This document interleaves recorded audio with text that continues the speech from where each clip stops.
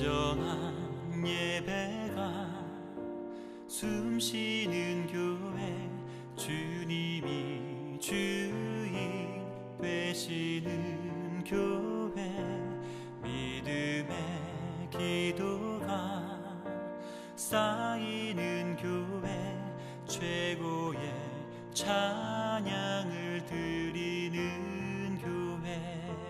말씀이 살아 움직이는 교회, 성도의 사랑이 넘치는 교회, 섬김과 헌신이 기쁨이 되어 열매 맺는 아름다운 교회. 주님의 마음 닮아서 이웃을 사랑하는 교회, 주님의 영광을 위해서 빛 되신 주님 정하는 교회. 사랑의 불꽃이 활짝 피어나 날마다 사랑에 빠지는 교회, 주께서 사랑하는 우리 교회가 이런 교회 되게 하소서.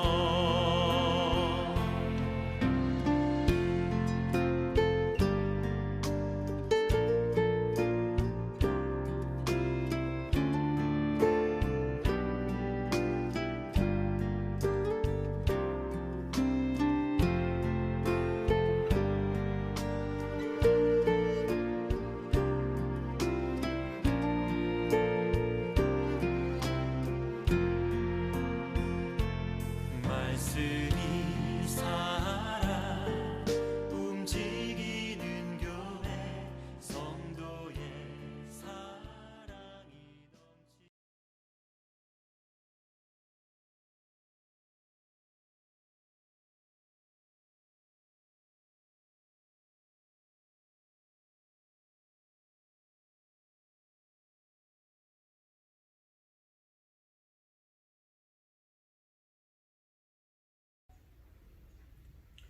하나님께서 오늘 우리에게 주시는 말씀은 마태복음 18장 1절로 4절의 말씀입니다. 이 말씀을 봉독해 드릴 때 하나님의 음성을 함께 들으실 수 있기를 원합니다. 그때의 제자들이 예수께 나와 이르되 천국에서는 누가 크니이까? 예수께서 한 어린아이를 불러 그들 가운데 세우시고 이르시되 진실로 너희에게 이르노니 너희가 돌이켜 어린아이들과 같이 되지 아니하면 결단코 천국에 들어가지 못하리라. 그러므로 누구든지 이 어린아이와 같이 자기를 낮추는 사람이 천국에서 큰 자니라. 아멘. 오늘은 어린이 주일입니다. 그래서 어린이에 관해서 말씀을 전해야 되는 교회의 중요한 절기인데, 안타깝게도 저희 교회에는 어린아이들이 없습니다. 저희 교회에 출석하는 분들의 자녀들 중에도 어린아이가 없습니다. 물론 손주들 가운데 어린이가 있긴 하지만 직접적으로 관련된 것은 아니어서 어떤 말씀을 전할까 하다가 조금 다른 측면에서 말씀을 준비했습니다. 오늘 본문에 보면 예수님께서 제자들을 향해 너희가 돌이켜 어린아이들과 같이 되지 아니하면 결단코 천국에 들어가지 못하리라 말씀하셨습니다. 사실 우리가 이 땅을 살아가면서 여러 가지 목표를 두고 살아갑니다만 천국에 들어가는 것보다 더 중요한 목표는 없다고 생각합니다. 어린아이와 같아야 천국에 들어갈 수 있다고 말씀하셨는데 이러한 측면에서 본문의 말씀을 나누고자 합니다. 오늘 본문의 상황을 보면 제자들이 예수님께 천국에서는 어떤 사람이 큽니까? 하는 질문으로 시작되었다는 것을 알 수가 있습니다. 왜 이런 질문을 하게 되었을까요? 본문의 발단은 야고보와 요한으로부터 시작되었다고 여겨집니다. 야고보와 요한이 어머니를 통해서 예수님께서 왕자에 앉으실 때에 하나는 우편에 하나는 좌편에 앉게 해달라고 요청을 합니다. 베드로와 더불어서 야고보와 요한은 예수님과 가장 가까이 했던 제자들 중 한 사람이었습니다. 게다가 요한은 예수님께로부터 누구보다 사랑받았던 제자였습니다. 그러니까 자기들이 제자들 중에 좀 큰 자가 아니었을까 생각했을 수 있습니다. 그런데 마태복음 16장에 보면 베드로가 예수님을 향해서 주는 그리스도시요 살아계신 하나님의 아들이십니다 하는 신앙 고백이 나오는 것을 볼 수가 있습니다. 그 신앙 고백 후에 예수님께서 말씀하십니다. 내가 이 반석 위에 교회를 세우겠다. 내가 너에게 천국의 열쇠를 주겠다. 아마 그때부터 베드로와 몇몇 제자들은 베드로가 가장 큰 자가 아니었을까, 제일 높은 제자가 아니었을까 생각했을지도 모르겠습니다. 가룟 유다는 그 작은 공동체의 회계를 담당하고 있었습니다. 돈주머니를 관리하고 있으니까 가룟 유다는 내가 제자들 중에 제일 중요한 사람이다. 내가 제일 큰 자가 아닐까. 그렇게 생각했을 수도 있습니다. 그렇게 제자들은 끼리끼리 자기들끼리 누가 더 큰가, 누가 더 높은 자리에 앉게 될 건가를 가지고 다투고 있었습니다. 그러다가 자기들끼리 결론을 못 내겠으니까 지금 예수님께 나와서 천국에서는 누가 큰 자가 되겠습니까? 하고 노골적인 질문을 하는 것입니다. 자기들끼리 최고 자리를 놓고 다투다가 그것을 예수님께로 가지고 나온 것이죠. 지금 인류는 엄청난 발전을 이루면서 그 혜택을 보면서 살고 있습니다. 인류의 발전할 수 있었던 이유에 대해서 여러 가지를 이야기할 수 있을 것입니다. 어떤 사람은 서로 소통이 가능했기 때문에 이러한 발전을 이룰 수 있었다고 말씀할 것입니다. 또 어떤 사람은 사람에게는 기록하는 능력이 있기 때문에 그것을 통해서 발전했다고 말할 것입니다. 그 외에도 많은 이유를 들 수 있을 것입니다. 다 맞는 말입니다. 그러나 그 이유들 중에 한 가지를 빼놓을 수 없을 것 같습니다. 그것은 바로 경쟁심이라는 것입니다. 요즘 코로나19 백신이나 치료제 개발에 전 세계가 힘을 쏟고 있습니다. 물론 병들어서 죽어가고 또 위협에 노출된 그 인류를 구원하기 위해서 치료제와 백신을 개발하려고 하는 것은 사실입니다.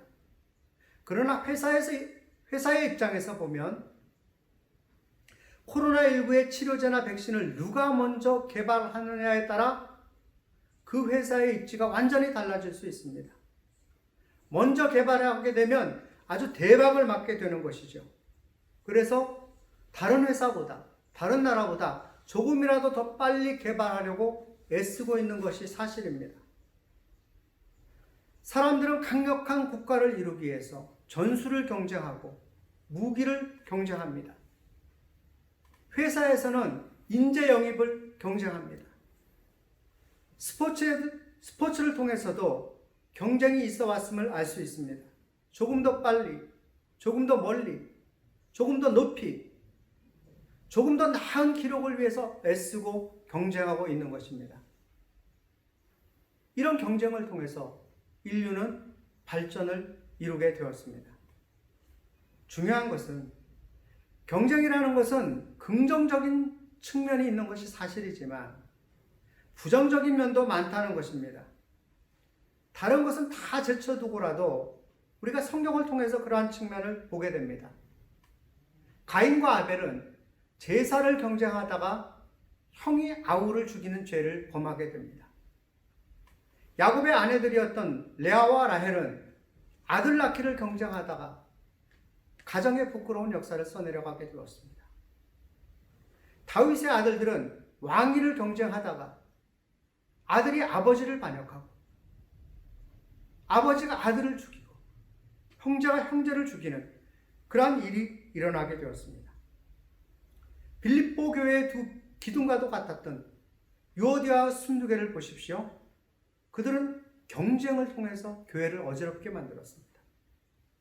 그렇게 보면 경쟁이라는 것은 잘하면 복이 되지만 잘못하면 망하게 되는 지름길이라는 것을 알 수가 있습니다. 좋은 것을 경쟁해야 합니다. 오늘 본문에서는 제자들이 더 큰 제자가 되기 위해 경쟁하고 있음을 이미 살펴보았습니다. 그런데 상황을 좀 더 깊이 들어가 살펴보면 제자들의 이러한 경쟁이 얼마나 부끄러운 것이었는가를 깨닫게 됩니다. 지금 예수님께서 온 인류의 죄를 지고 십자가를 담당하기 위해서 나아가고 계십니다. 오늘 이 제자들의 그 다툼이 언제 있었는가 하면 예수님께서 십자가에 달려 죽으실 것이다 하는 예언의 말씀을 하신 이후에 있었던 사건입니다. 지금 예수님께서는 인류를 구원하시기 위해서 사람들에게 조롱받고 큰 고통 가운데 십자가에서 죽음을 맞이하셔야 되는 그 길로 나아가고 있는 것입니다. 그런데 제자들은 누가 더 큰 자가 될 것인가 하는 다툼을 하고 있습니다. 얼마나 부끄러운 일입니까? 또 주님께서 보시기에는 얼마나 한심한 행동이었겠습니까?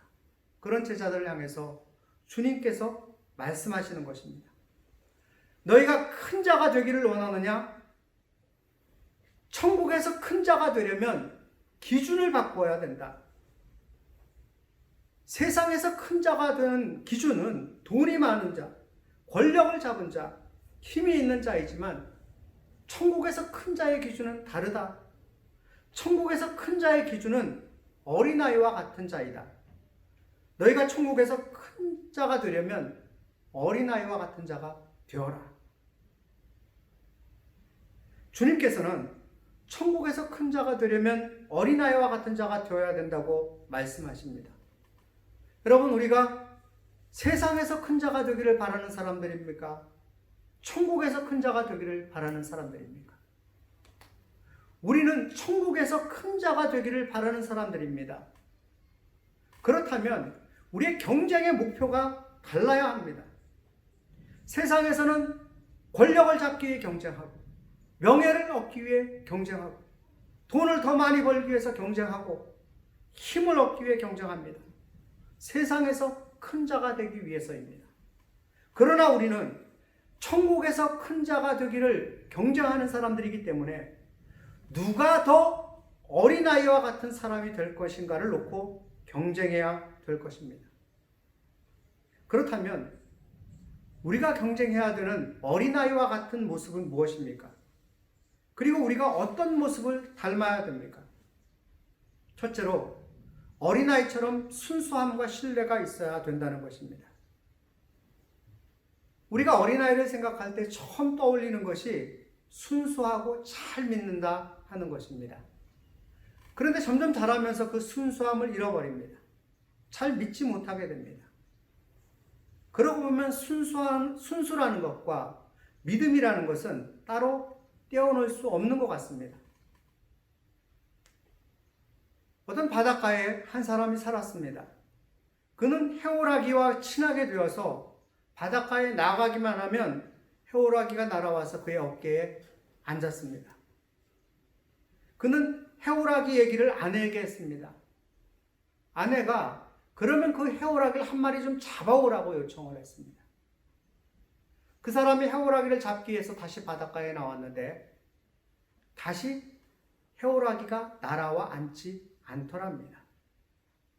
왜 그랬을까요? 이것은 그에게 해오라기를 잡으려는 기심이 있었기 때문입니다. 기심이라는 것은 겉으로는 안 그런 체 하면서 속으로는 사심을 품은 것을 이야기합니다. 병자호란 때 인질로 잡혀갔던 소원세자에게 굴씨라는 궁녀가 있었답니다. 그런데 이 굴씨가 휘파람을 불면 많은 새들이 날아와서 지저귀고 손을 내밀면 그 손끝에서 새들이 춤추면서 함께 놀았다는 것입니다. 사람들이 그것을 보고 깜짝 놀라서 이 궁녀에게 물었습니다. 어떻게 이런 일이 가능합니까? 비결을 좀 얘기해 주세요. 그랬더니 그 궁녀가 기심 없는 순수한 경지에 들어가면 새도 사람을 피하지 않는다. 그렇게 대답했답니다. 여러분, 어린아이들은 순수합니다. 그러나 어른들은 순수하지 못합니다. 왜냐하면 욕심을 가지고 판단하고 욕심을 가지고 보기 때문입니다.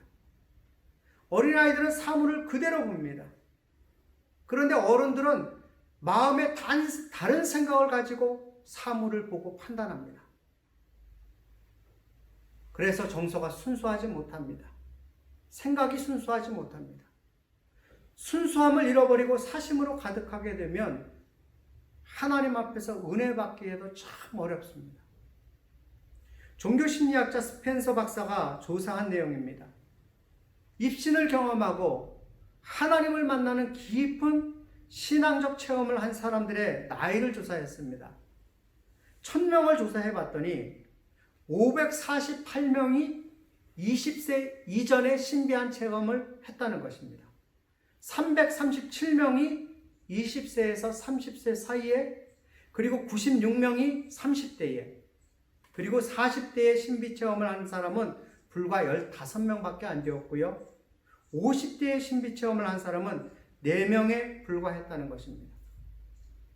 어린아이와 같은 순수함이 있을 때 은혜를 잘 받는다는 이야기입니다. 그러니까 은혜를 잘 받으려면, 천국에서 인정받는 사람들이 되려면 어린아이와 같이 순수해져야 됩니다. 순수하게 믿어야 됩니다. 본문 3절을 보시면 진실로 너희에게 이르노니 너희가 돌이켜 어린아이들과 같이 되지 아니하면 결단코 천국에 들어가지 못하리라 말씀하셨습니다. 여기에서 우리가 관심을 두고 살펴봐야 될 말씀은 돌이켜라는 단어와 어린아이들과 같이 되다 하는 말입니다. 먼저 돌이켜라는 말씀은 우리가 현재 가지고 있는 것을 바꾸어야 된다는 것입니다. 원래의 것으로 돌이켜야 된다는 것입니다. 욕심으로 가득한 마음, 사심이 차 있는 마음, 선입견을 가진 마음, 순수하지 못한 마음을 돌이켜서 순수한 마음으로 나아가야 된다는 것입니다. 그 다음 어린아이와 같이 된다 하는 것인데, 여기에서 어린아이와 같이 되다 라는 말에는 그것이 한 번만 그러는 것이 아니라, 한 번만 어린아이처럼 되는 것이 아니라 계속적으로 그러한 상태가 유지되어야 된다는 뜻이 들어있습니다. 그러니까 어린아이와 같이 되라는 말씀은 무슨 이야기입니까? 현재 우리가 가지고 있는 잘못된 것들, 사심, 선입견, 순수하지 못함, 욕심, 이런 것으로 가득 차 있는 마음을 버리고 순수한 마음으로 돌이켜서 그 상태를 유지하는 것을 말하는 것입니다. 그래야 천국에 들어갈 수 있다고 주님께서 말씀하십니다. 둘째, 어린아이처럼 절대적으로 의지하는 사람이 되어야 됩니다. 어린아이들은 부모에게 절대 의존합니다. 여러분, 어린아이처럼 부모에게 절대적으로 의지하는 존재가 어디 있습니까? 짐승들은요, 새끼를 낳으면 빠른 것들은 몇 분만 비틀비틀 하다가 일어납니다. 그리고 걷고 조금 있으면 뛰어다니기도 합니다. 늦어도 일주일만 있으면 비틀거리면서 걷다가 그 다음에 자연스럽게 걷다가 뛰어다닐 수가 있습니다. 스스로 어미의 젖을 찾아가서 먹습니다. 그러나 사람은 사람 구실하기까지 참 오랜 시간이 걸립니다. 어린아이는 부모님의 보살핌 없이는 살아갈 수 없는 존재이고, 그렇기 때문에 어린아이는 부모를 절대적으로 의지하고 신뢰합니다. 마치 나무 뿌리가 땅 깊이 뿌리를 내린 것처럼, 땅에 의존하는 것처럼, 물고기가 물을 떠나서는 살 수가 없어서 물을 의존하는 것처럼 어린아이는 부모를 의존하는 것이 본능입니다. 어린아이들은 의지함에 있어서 절대적으로 의지하기 때문에 걱정과 염려를 하지 않습니다. 여러분, 어린아이들을 보십시오. 그 어린아이들이 먹을 것을 염려합니까? 마실 것을 염려합니까? 집 걱정 때문에, 입을 것 때문에 염려합니까? 전혀 걱정하지 않습니다. 왜냐하면 부모가 먹여줄 것이고, 마실 것을 줄 것이고, 입을 것도 주고, 집에서 재워준다는 사실을 그대로 믿습니다. 그래서 부모를 의지하는 것이죠. 아이들이 이렇게 부모를 믿고 신뢰하듯이 예수님을 전적으로 믿고 신뢰하는 자가 천국에 들어갈 수 있는 자다. 그렇게 말씀하시는 것입니다. 예수님께서 내 모든 것을 책임져 주실 것을 믿고 염려와 근심을 다 예수님께 맡겨드리고, 그리고 예수님만 바라보고 나아가는 사람, 그 사람이 바로 어린아이와 같은 신앙인이다 말씀하는 것이죠. 예수님 안에서 만족하고 예수님이 나의 모든 기쁨이 되는 사람, 이런 사람이 천국에 들어갈 수 있다는 이야기입니다. 여러분, 어떤 사람을 그리스도인이라고 말할 수 있겠습니까? 여러 가지 이유를 들 수가 있겠지만 한마디로 말하면 하나님을 아버지로 믿고 신뢰하면서 나아가는 그 사람이 바로 그리스도인이고 천국에 들어갈 수 있는 어린아이와 같은 사람 아니겠습니까? 레오나르도 다빈치가 몇 년 동안 고생해서 최후의 만찬을 완성하게 됩니다. 그리고 사람들을 초청해서 이제 그 그림을 보여주게 되었습니다. 천이 벗겨지고 작품이 모습을 드러내었습니다. 순간 많은 사람들의 입에서 탄성이 터져 나왔습니다. 한 사람이 상기된 표정으로 말했습니다. 야, 정말 대단한 작품이네요. 예수님의 손에 들린 저 광채 나는 유리잔을 한번 보세요. 대단하지 않습니까? 그때 레오나르도 다빈치가 붓을 들어서 그 유리잔을 뭉개버렸답니다. 사람들이 깜짝 놀랐습니다. 그 놀라는 사람들에게 다빈치가 이렇게 대답을 했습니다. 여러분, 이 작품은 실패한 것입니다. 나는 여러분들의 시선이 예수님의 얼굴에 고정되기를 바랬습니다. 그런데 여러분의 시선이 이 유리잔에 가게 되었다면 이 작품은 실패작입니다. 그리고 다빈치는 그 유리잔을 없애버리고 예수님의 표정에 모든 것이 집중될 수 있도록 그림을 다시 그려서 완성시켰다고 합니다. 하나님을 의지한다는 것은 초점이 하나님께만 맞추어져 있어야 됩니다. 나는 얼마나 예수님을 믿고 따라가고 있습니까? 예수님만이 정말 나의 최고입니까? 예수님만 있으면 만족합니까? 예수님만 있으면 기쁨이 넘칩니까? 예수님이 내 모든 삶의 문제를 다 해결해 주실 것을 믿고 그렇게 예수님을 따라가고 있습니까? 이것이 바로 어린아이의 믿음이요, 이것이 어린아이와 같이 되는 것입니다. 우리 모두 하나님 앞에 하나님만 절대적으로 신뢰하고 하나님이 최고인 줄 믿고 하나님 앞에서 모든 것을 다 맡기고 어린아이와 같은 마음으로 하나님을 신뢰하면서 주님께서 우리를 보실 때 너는 정말 천국에 들어갈 만한 어린아이구나 하는 그런 말씀을 듣는 영적인 어린아이가 다 될 수 있기를 원합니다. 셋째, 어린아이처럼 겸손해야 합니다. 어린아이들은 겸손합니다. 4절 말씀에서 예수님이 그러므로 누구든지 이 어린아이와 같이 자기를 낮추는 사람이 이렇게 말씀했는데, 어린아이는 자기를 낮추는 겸손함의 특징을 가지고 있습니다. 어린아이들은 교만하지 않습니다. 자기를 내세우지 않습니다.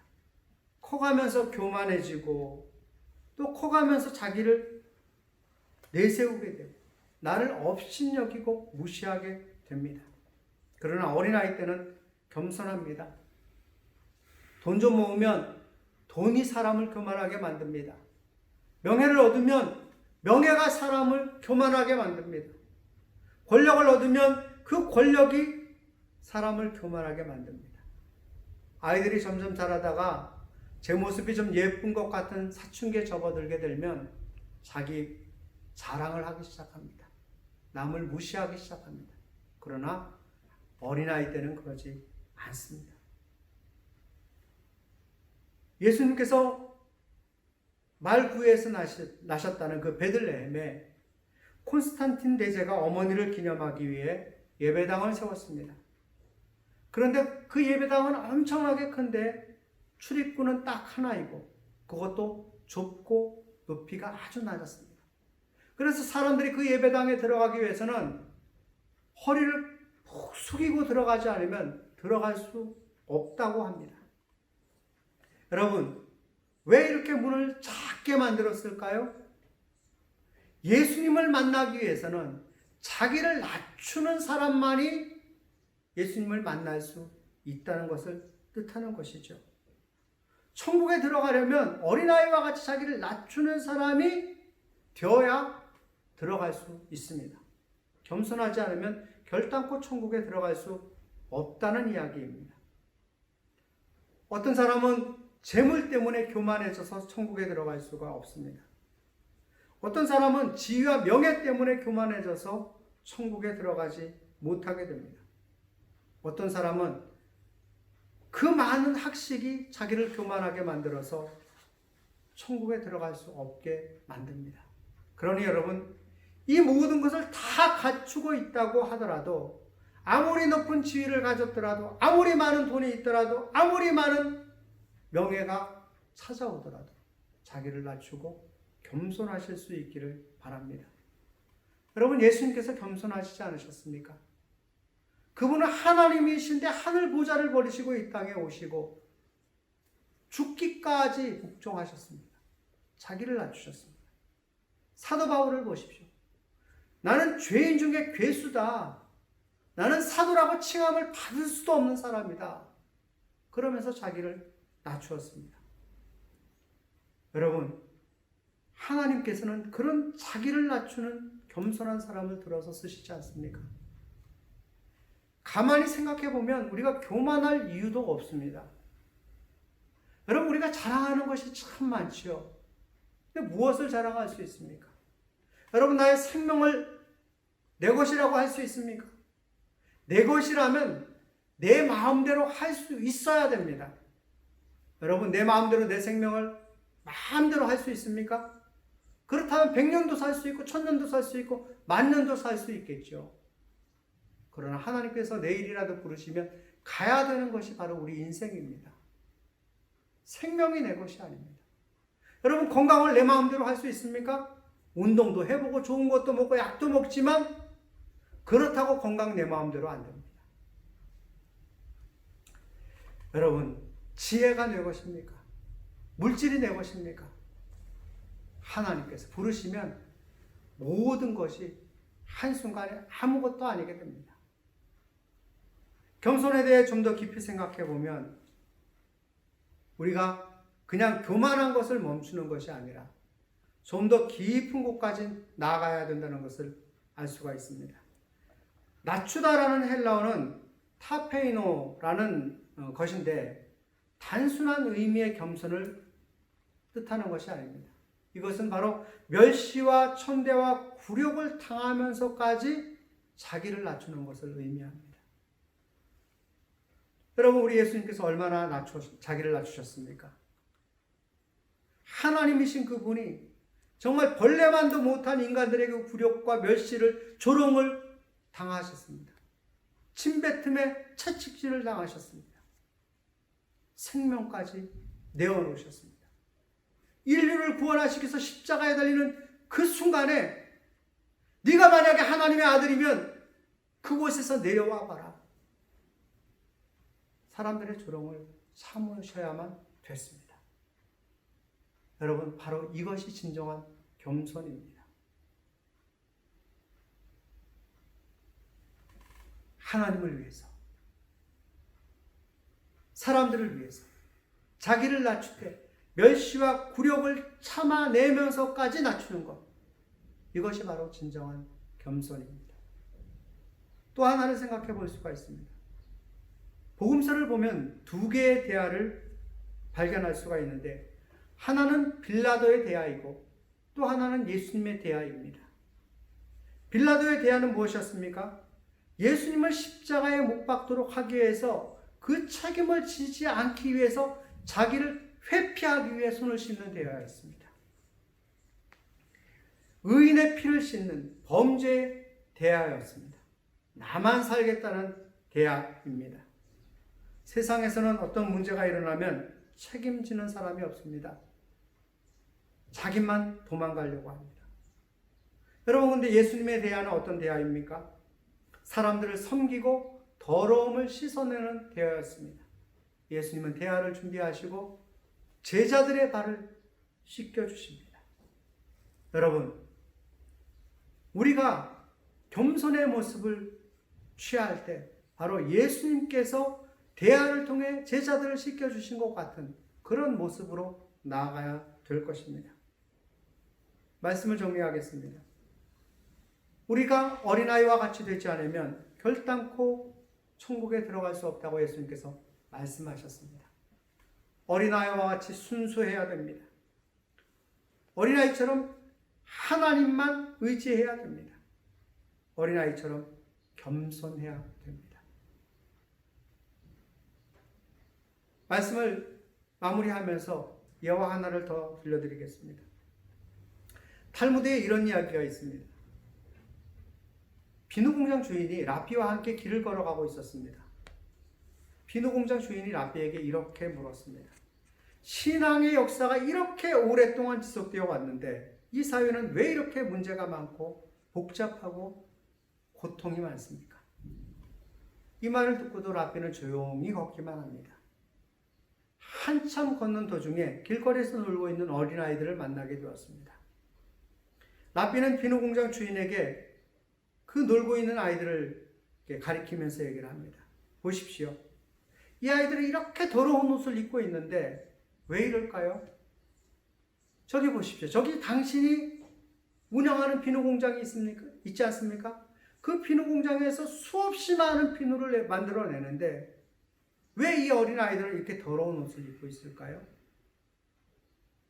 중요한 것은 그 비누를 가지고 옷을 빨아야 깨끗해집니다. 마찬가지로 신앙의 역사가 아무리 깊어도 그것을 적용하고 실천하지 않으면 그것이 아무런 의미가 없게 됩니다. 이렇게 대답을 해주었다고 합니다. 여러분, 오늘 어린이 주일을 만나서 우리가 어린아이와 같이 되지 아니하면, 어린아이와 같이 순수해지지 아니하면, 어린아이와 같이 하나님만을 절대적으로 의지하지 아니하면, 어린아이와 같이 겸손해지지 아니하면 천국에 들어갈 수 없다는 것을 살펴봤습니다. 여러분, 그런데 이런 말씀을 알고 듣는 것이 무슨 소용이 있습니까? 중요한 것은 비누로 옷을 빨아야 옷이 깨끗해집니다. 실천하고 애써야 천국이 우리의 것이 됩니다. 이번 어린이 주일을 맞아서 정말 어린아이와 같은 모습으로 돌아가기를 애쓰는 저와 여러분 다 될 수 있기를 주님의 이름으로 축복드립니다. 기도하겠습니다. 사랑과 은혜가 풍성하시고 자비로우신 하나님 아버지, 저희를 구원하시기 위해 예수님께서 자기를 낮추시고 고통을 감당하셨으며 생명까지 내어주셨음을 감사드립니다. 그리고 천국의 길을 열어주셨습니다. 저희 모두가 천국으로 나아갈 수 있는 길을 얻게 되었음을 감사드립니다. 그러나 주님께서는 어린아이와 같이 되지 아니하면 천국으로 들어갈 수 없다 말씀하셨사오니 그 주님께서 열어주신 길로 저희가 나아갈 수 있도록 저희 마음을 움직여 주시옵소서. 성령께서 감동시켜 주시옵소서. 어린아이와 같은 순수함을 품게 하여 주시옵소서. 주님만 바라보고 나아갈 수 있는 절대적인 주님을 의존하는 그 능력을 저에게 주시옵소서. 겸손한 모습으로 자기를 돌아볼 수 있는 저희가 되게 하여 주옵소서. 그리하여 참 어린아이와 같은 모습으로 예수님께서 열어주신 천국의 길로 나아가는 저희 모두가 될 수 있게 하여 주시옵소서. 이번 한 주 동안 함께해 주실 줄 원하옵고 예수님의 이름으로 기도 올리옵나이다.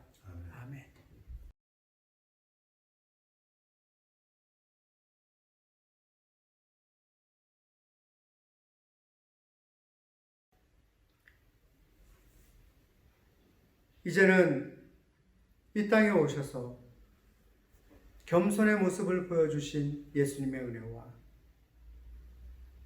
그 아들의 생명으로 사랑을 확증해 주신 아버지 하나님의 크고 놀라우신 사랑과 오늘도 새롭게 하시고 감동시켜 주시고 소망과 힘을 주시는 성령님의 역사가 이제 어린아이와 같은 모습으로 변화되어 천국의 백성이 되기를 원하는 이곳에 있는 모든 분들 위해 또 주님의 은혜를 사모하는 모든 분들 위해 이제와 영원히 함께 하시옵기를 간절히 축원하옵나이다. 아멘. 진정한 예배가 숨쉬는 교회 주님이 주인 되시는 교회 믿음의 기도가 쌓이는 교회 최고의 찬양